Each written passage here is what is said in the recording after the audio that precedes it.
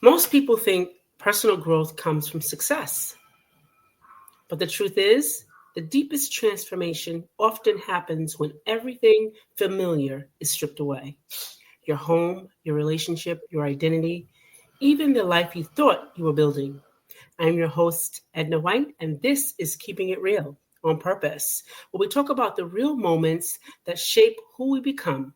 Today, I'm joined by Helen Glanville, CEO of Second Chance SA, whose life changed through loss, judgment, and rebuilding from the ground up. Welcome to the show. Thank you. Greetings from Australia. All right. So, Helen, before we get into the deeper part of your story, give us a short picture of who you are today and the work you do with Second Chance SA. Well, 10 years ago, my husband and I founded Second Chances SA. Essentially, it's a charity for people impacted by the criminal justice system, people who are Mm-hmm. often rejected, unwanted, and in particular, the children who are, in fact, the hidden or invisible victims of crime, because the domino impact on the family is huge Right. when a parent is incarcerated. That was our calling for most of our married life. In fact, prior to the 10 years of Second Chances, we were with another organisation for 20 years. Um, it really grew as a result of my husband's own compassion and empathy. However, Okay. he experienced imprisonment himself, and he saw the impact on his own children. Um, I have, in fact, since founding that organization, I have retired, and my husband passed 4 years ago. Okay. So I am now a widow, and I am talking about my life, how it went through many opportunities for self-development. And I actually have a phrase that says that life is a character development program. I like that. That I like. Okay, you said loving someone with a complicated past forced you to face your own fear of judgment. Why do people judge those relationships so harshly? And what does that reveal about our own fears? Well, it's like anything, it's the unknown. I Mm, had the opportunity of getting to know my husband against all the right. odds, against all the opposition. I think that when you fall deeply in love, it covers a multitude of opposition. And so we just carried on. We were two strong, independent thinkers. I think that made a difference. I was never really a people pleaser. I was Hmm. never really someone who uh, went with the crowd. I had my own thoughts, and I fell in love with a man who was trained in independent thinking. He was a Oh, that's lawyer. good. Hmm. And I think that when you have a strong mind and you can do critical thinking and weigh up the pros and the cons and then allow your heart to lead you, I think that's where and how you make life's big decisions. That's good. That's great. Many people walk away when life gets complicated. What made you stay? And what did that decision cost you emotionally and socially? I stayed because of the power of love. I also have a sense of loyalty. Okay. I knew there was a hope for our future. I knew that together we could Hmm. make a difference. And I think we should, in many cases, take the long view and not the short view. I think this world has trained us to want to have immediate gratification. Right. Everything has to happen now. I want it now. And quite frankly, one of the drivers for crime is being impetuous. Yes. So a lot of people, especially guys, they don't think, they don't have extended education, and they make impulsive, impetuous decisions because they're with the wrong crowd. And they suddenly decide, yes, I'll drive the getaway car, but they haven't thought through the long-term With the long-term implications of that effect. decision. Mhm. So if we're impetuous with our daily decision making, we have a problem because we haven't probably counted the cost. Yeah. And what did it cost you emotionally to do that? Well, we eloped while my husband was in prison. Emotionally, that was the best day of my life. I didn't want my family there because they opposed us. They were hostile. My husband was 20 years older. He had a criminal record. He was penniless. He had been a womanizer. So many. He ticked all the wrong boxes. Okay.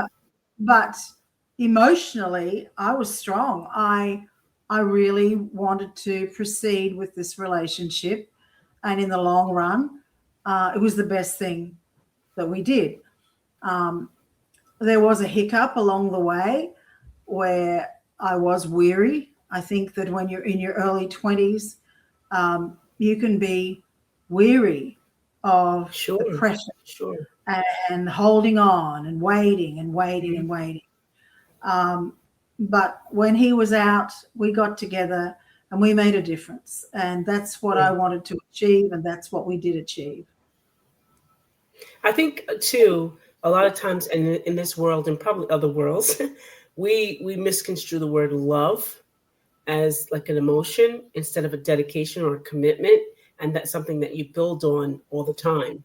And I think that's where we get the instant gratification. Well, if I'm with somebody he doesn't satisfy me or he doesn't tick those boxes that everybody else says, then that's we get objectionable about a lot of those things. But I think not knowing and not having loyalty too, and that's a great important um, attribute of yours, is having that loyalty to understand this person, loyalty to you know go through and see the end of it. A lot of us, when we fall in love, we see the right now, and then we don't really see the end goal. We don't see that part you know Well, when you're in very unnatural conditions, such as yes. separation by imprisonment, you Hmm. have to give him a fair go. You have to Yeah. wait for him to get out to make a difference. Yeah. You can't, but unfortunately, a lot of guys, they're in prison. They may not have as long a sentence as my husband did, but invariably, women do give up, and Hmm. the guys inside get that Dear John letter, and the Dear John Right. letter being, I found someone else. I was so Right. committed, I didn't want to find anyone else. Um, Yeah. but yeah, I made a commitment. But you got to understand too, not everyone gets married while someone's in prison. He Yeah. had 1 month day leave, and we got all the right permissions to have that ceremony go ahead. Right. Right. And important, and it was important not to marry before he went to prison because the media. He was such a hot topic for the media. He didn't want Gotcha. me to be subjected to media scrutiny. And so by Hmm. waiting 3 years, that actually avoided, no longer A was lot he of as that. hot as it had been. Mm. Okay. Okay. Um, you have shared that you lost your home in the bushfires, and then later your husband. When life strips away everything familiar, what happens to your identity? Well, I think in this life, it's very important that we don't attach our identity to things. We are living in a material world. Yes, we had a lifestyle that was beautiful. It was 32 years in the Adelaide Hills. It was a lifestyle. It wasn't just a home. We had 25 acres. We raised Wow. cattle on the weekends. We looked after those cattle. We built our own home. We raised 2 sons in that home. We were Mm-hmm. commuters. It was about a 45-minute trip from our home down to the city for education Right. and for I think, however, as much as it pained, us to lose it all. Our age and my husband's health was probably a blessing in disguise, even though we didn't realize it at the time. Right. I had my youngest son was in India at the time. This is 5 days before Christmas. And he phoned me and he said, Mum, you may not want to hear this, but I have a feeling that this is going to be a turning point for good. And I have to say, looking back, it was. You can start again. As much as my husband's family history was all destroyed, family ornaments and things that were handed down, like a French marble clock, all those little things that we think are important. Yeah, They were absolutely. just but we started again. We had each other. That's what was important. We weren't damaged in the fires. We weren't there. We were at work. So we had an opportunity to start again, and we did. That's beautiful. Who were you when those roles, like when you lost everything? Did you think you were someone different, or did you just say, okay, I got to settle in this and figure things out? I suppose we were people that always looked to the future. We weren't melancholics that like to have naval pity parties. Right. You know, there are people that study their navels and, you know, get swept up by the emotion of sadness and what if, and they're melancholic type personalities, if you will. Whereas we were more personalities that said, okay, so what's next? How can we go to the next step? What is the next step? And for us at the time, we liked the water. And my husband said, let's get a boat. And as it happened, we got a houseboat, and we were on that houseboat for several years, from 21 to when my husband died. Yes, so and the houseboat was more of a floating accommodation, if you will, floating apartment. And I stayed there while I was waiting for my apartment to be finished. And it was an interesting lifestyle. It was a great lifestyle. It was my husband's happy place. So the oncologist said to him, go to your happy place. And for him, that was a lovely place for him. So as much as we don't often like change can be good. And I have coined a blueprint for trauma. I mean, it was traumatic to lose absolutely everything we'd worked so hard for.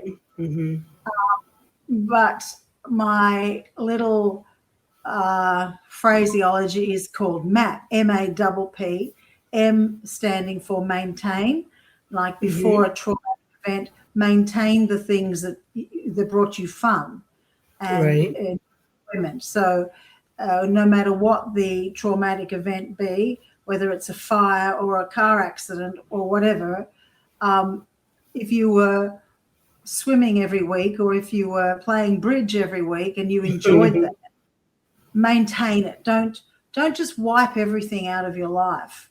Don't give up on everything. Maintain it, no matter how little those little things might be. You might have coffee with your girlfriends once a week. Well, maintain that. Keep it going, because they are the emotional connections that we still need in our life. The other one is acceptance. I think some people take a long, long time to accept a traumatic event. And it happened. You can't deny it. It happened.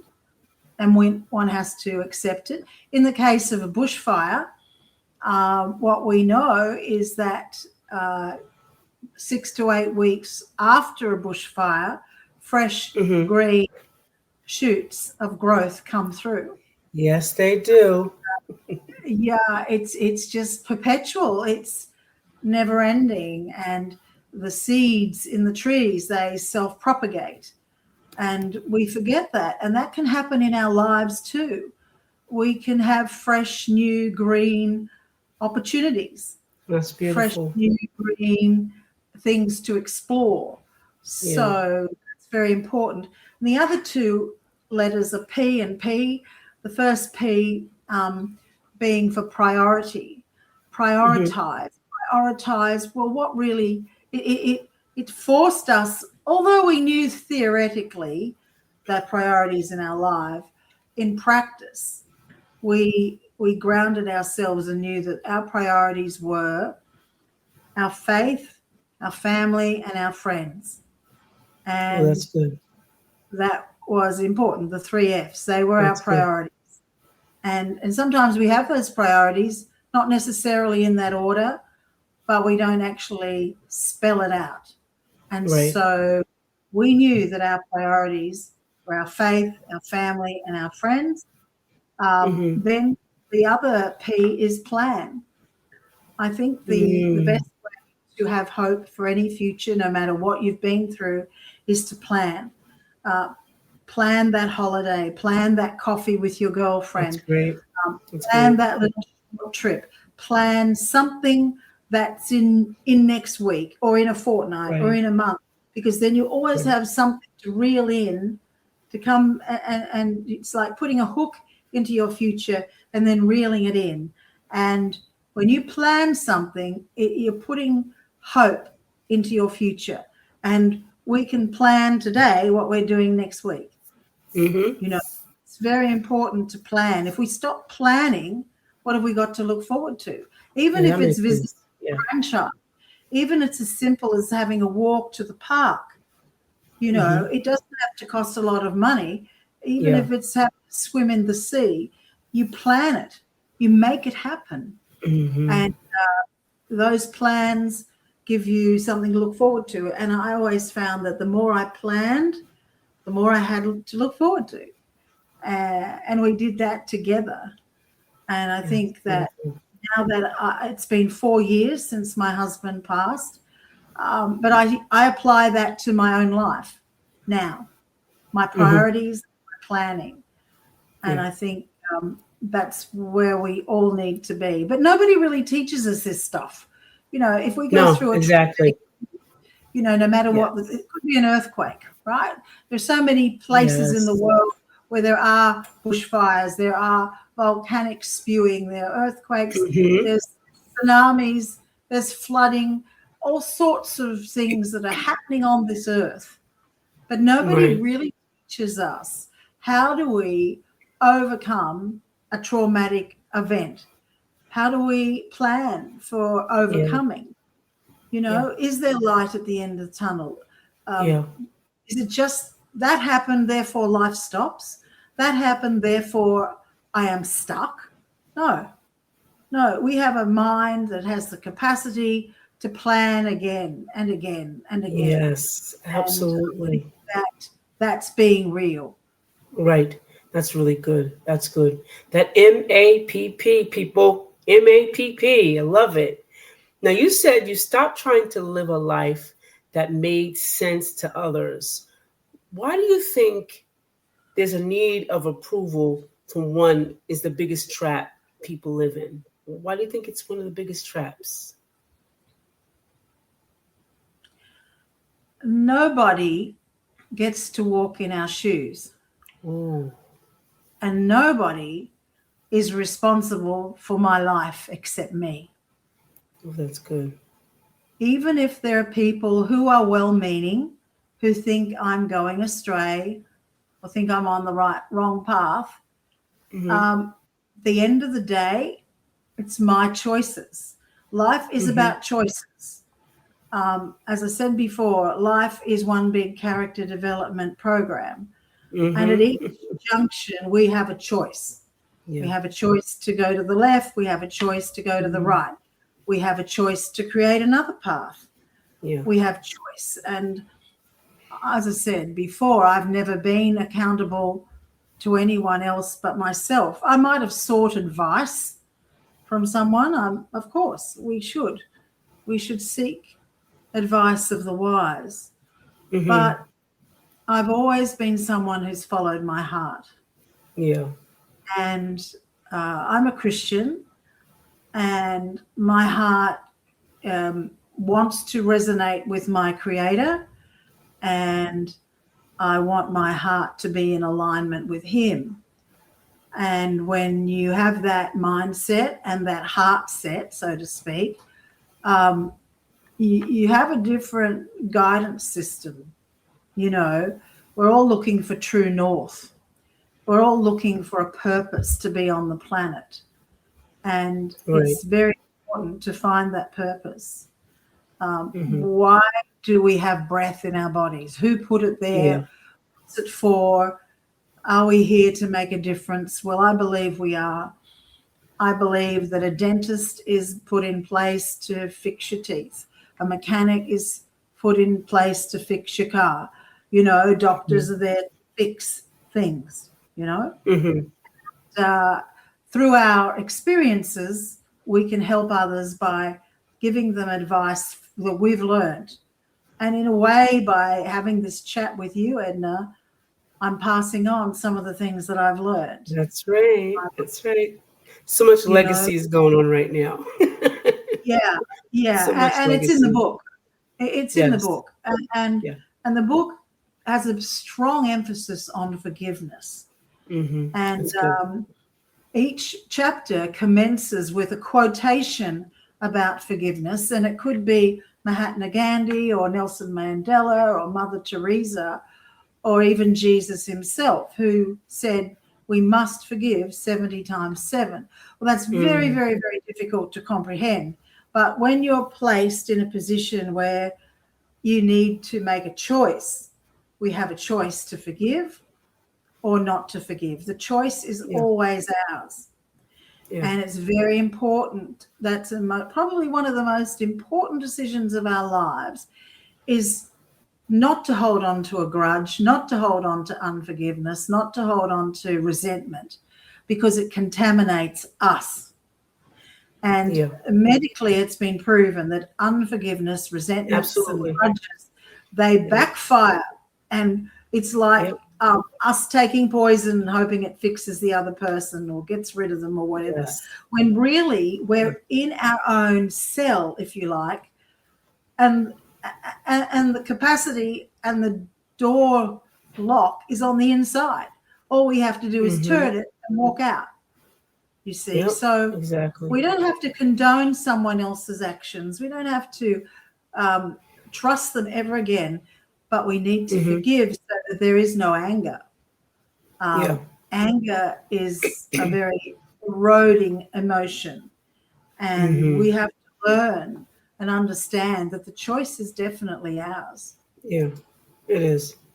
And we also have to remember, to add on to what you're saying, forgiving others, forgive ourselves 70 times 7.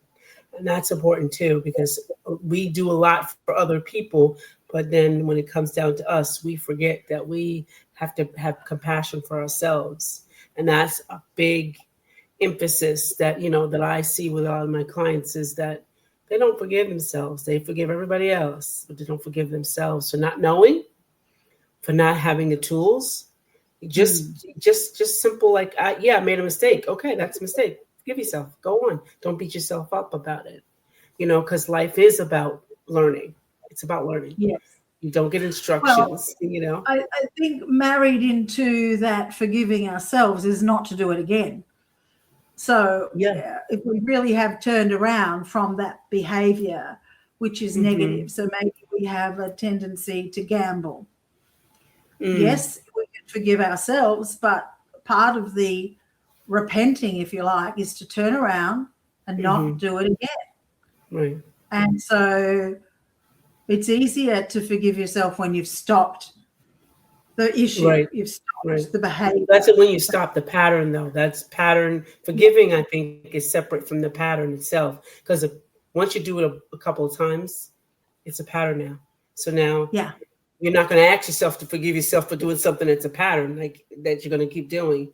I'm talking simply like, just like, I made a mistake. Not those type of mistakes. I'm talking like, I didn't know any better about such and such. And that's when you're talking to yourself. When you're talking to yourself, I didn't know anything about that. Or if I hurt somebody's feeling, and I may think that I'm talking about something, maybe I'm saying something to them, I hurt their feelings. Well, I didn't know. I shouldn't have said that. I mean, why did I get like that? And then, you kind of say, okay, I got to forgive myself for that. I know better now. That hurts that person, Mm. But yeah, I get what you're saying about the gambling and things like that. Yeah, I get that. So let's move on to what you told us about. People talk about finding purpose. So it's like it's a big dramatic movement. You describe it differently, that purpose emerged quietly. What does that actually look like in real life? I think purpose evolves it's interlinked with our gifts. Okay. It's interlinked. It isn't as simple as a one-liner. I think it evolves as we grow and we discover, wow, I can help these people because of all that I've learned from a string of experiences, not necessarily a degree. Right.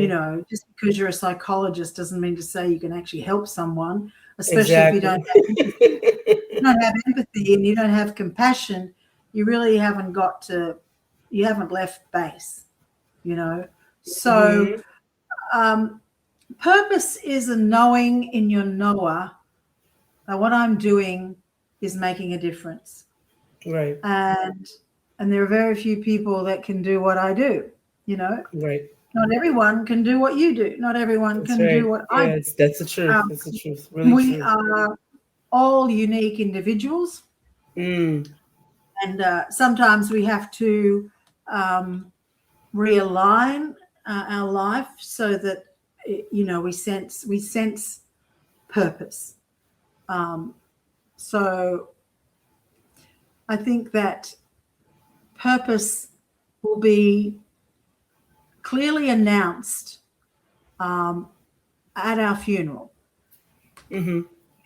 They talk about someone's character at the Right. end of life service, the celebration of life service.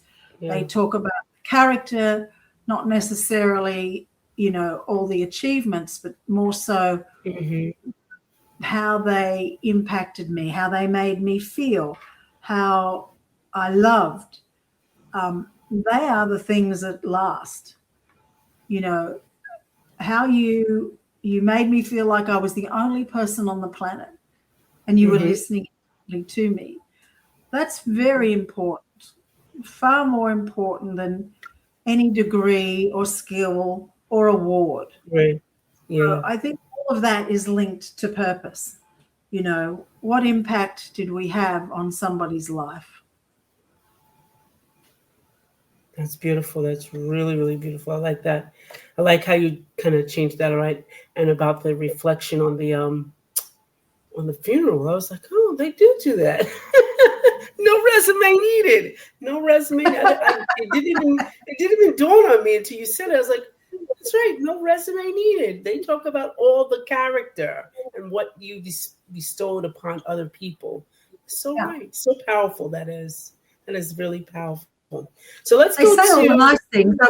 I wish they said all the nice things to my face before I die. right. Yes. No, come Say all on. the nice Flip the things. game. Yeah. Yes, yes.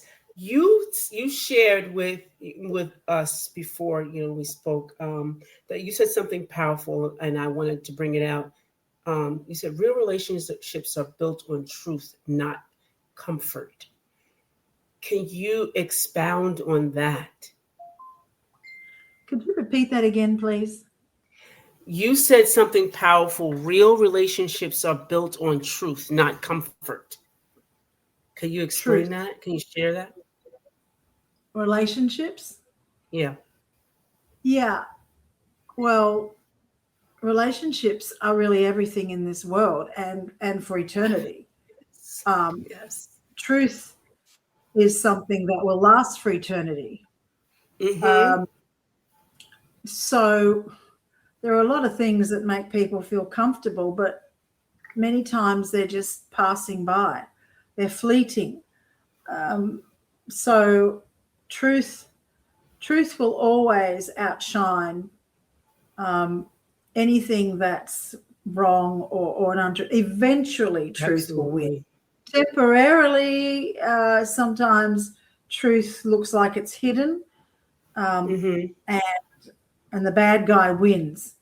But we have to realize that truth will always be revealed eventually. Yes. Yeah. If not immediately. That's right. That's right. It'll come out. Yes. So could you tell us, like, where can we find you? Where can the audience find you? And a little bit about the book? Yes. Okay. So my website is helenglanville.com. That's my name.com. And in there is a landing page /buy book /. The book is called A Second Chance. And essentially, it's a description of how we met, Jeff's life before he met me, my life before I met him. So it's true romance and true crime. It's redemption, because he died at 86, but the first half of his life, he was a prodigal. He wasted his life. Whereas the second half of his life, he turned it around from being selfish to service. From being, in a way, a disgrace to serving others. And I think that we need to understand that serving others is really what it's all about. And he could have, as a lawyer, he could have easily gone back into the world and made money, but he chose not to. He chose to help people who he knew needed his help because of his experience. You see, he was in a Brazilian prison for 15 months where they were trying to get an extradition treaty between Australia and Brazil back in the mid-70s. It was an excruciating ordeal for him. He was a millionaire in Sydney. He lost everything. He was a high-flying lawyer, well-trusted, but there was a financial credit squeeze, and unfortunately he was tempted to touch his trust account, and that's a no-no for lawyers. But he fled. Instead of staying and facing the music, he fled and he went to Rio. He was there for a few months without being found. But then his mistress at the time flew to Rio.